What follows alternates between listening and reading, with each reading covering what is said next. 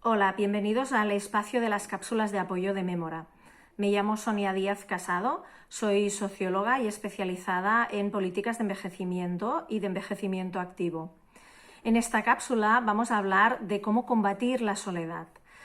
Debemos diferenciar entre la soledad deseada, buscada, anhelada y por la que no es deseada, ya que el efecto que producen cada una de ellas es muy distinto.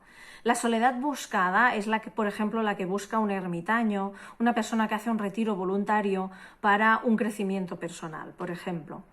Pero la soledad no deseada es aquella que viene impuesta por una situación que no ha sido buscada, como por ejemplo la de quedarse sin amistades o sin familiares. También hay un concepto asociado a esta soledad, que es el aislamiento. Tenemos el aislamiento físico, que es la persona que, por ejemplo, con movilidad reducida y vive en un tercero, sin ascensor, no puede relacionarse físicamente con otras personas, no puede salir a la calle.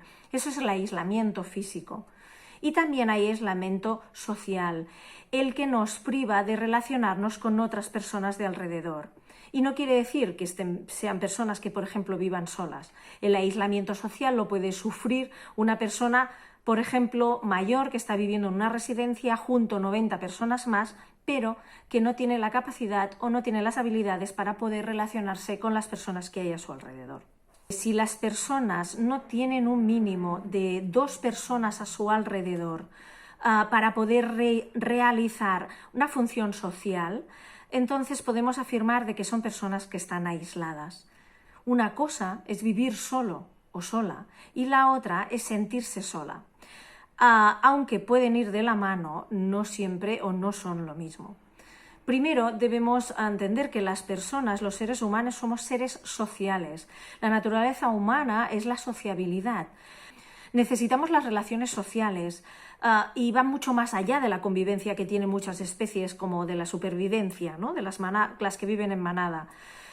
Necesitamos las relaciones interpersonales para cosas tan básicas como tomar un café, tener una conversación, o para cotillear o para abrazarnos, pero es una característica de las personas humanas. ¿Qué pasa cuando no podemos gozar de estas relaciones sociales, cuando hay una soledad impuesta? Esta es la que nos preocupa, la soledad no deseada. La soledad no deseada es una situación límite, como una enfermedad, como el fracaso, el desamor, la culpa, el sufrimiento o hasta incluso la muerte de un ser querido. Porque la soledad no deseada genera sentimientos de tristeza, de melancolía o de vacío interior y causan gran dolor. La soledad no es una cosa que solo afecta a personas mayores, como muchas veces se suele leer o vemos en las noticias. Sí que es verdad que las personas mayores son un grupo de riesgo, pero precisamente en la situación de COVID, de aislamiento social impuesto que se ha vivido, hemos visto que la soledad afecta a cualquier edad, a cualquier generación. Hemos visto personas que vivían solas, personas de 30 años, de 40 años, que han sufrido de soledad, han sufrido de aislamiento social.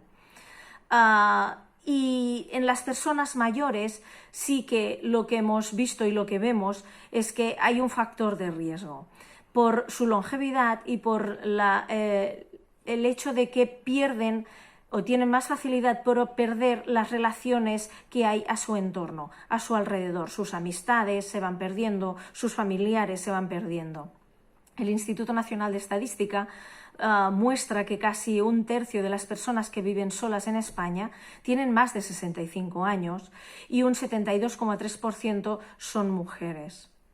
Factores de riesgo de la soledad o del aislamiento social son, por ejemplo, el género femenino, la edad avanzada, la viudez, el vivir solo o sola, el no tener hijos, el no tener amistades, sufrir alguna discapacidad o el no tener personas cuidadoras alrededor si es que las necesitamos.